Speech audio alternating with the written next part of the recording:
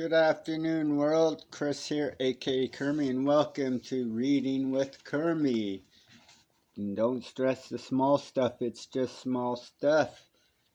I always mention this, but getting pretty far in this book.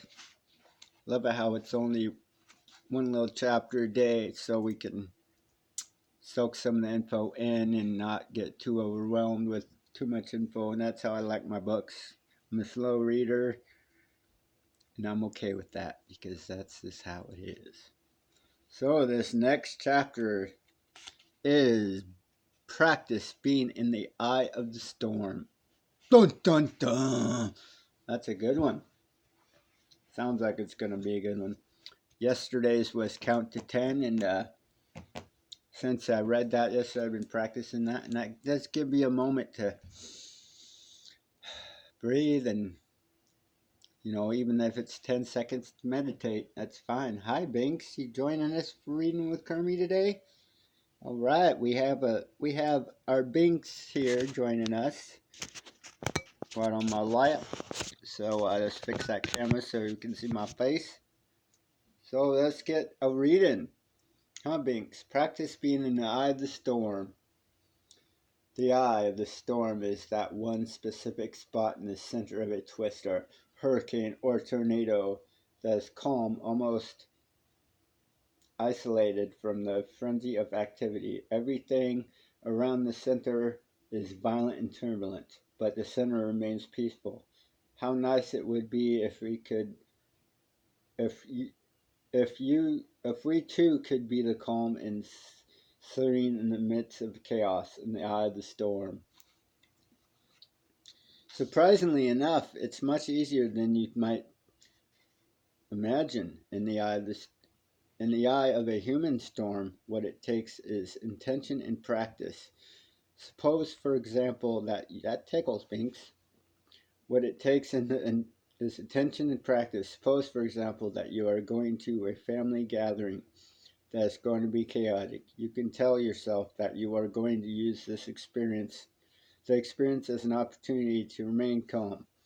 You can commit to being the one person in the room who is going to be an example of peace. You can practice breathing. You can practice listening. You can let others be right and enjoy the glory. The point is, you can do it if you set your mind to it. If you're quiet enough, you can hear Binks purring. If you set your mind to it. By starting out with harmless scenarios like family gatherings, not always harmless, cocktail parties, and birthday parties for children. Quit biting my arm. You can build a track record and enjoy some success. You'll notice that by being in the eye of the storm, you will be present, moment orientated. You'll enjoy yourself more than ever before once you have mastered harmless circumstances like these. You can practice on more difficult areas of your life, dealing with conflict, hardship, or grief. If you start slowly, have some success, and keep practicing, pretty soon you know how to live in the eye of the storm. Always challenging, well, quite a bit in life, to always be that eye in the storm, that peacemaker when it's chaotic all around you. But you know what? It does take practice, and we aren't all superhuman. So it's happened in life where we get chaos in our heads and blah blah blah. And I'm trying to practice to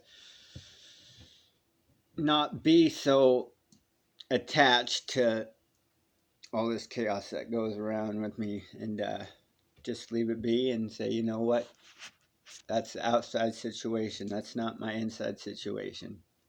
And usually I'm trying to get past that, those moments in my life where I should be having a good time in those moments, and I should be enjoying the experience, but instead my head's in that. I just pretty much sit on the fence half the time, and that's where I'm practicing to get out of those situations and be present. That's what takes practice for me. It's hard for me to be present when my head's so full of past, future crap that doesn't even apply for the moment right now. You know what I mean? But being on the storm will help that. To say, you know what, this is where I'm at. That's what's going on the outside. I got to work on me on the inside. Okay? So, on that note, I really don't have too much to share. Binks is wanting my attention, so I will give it to him for a few minutes. And yeah, a quick read today, but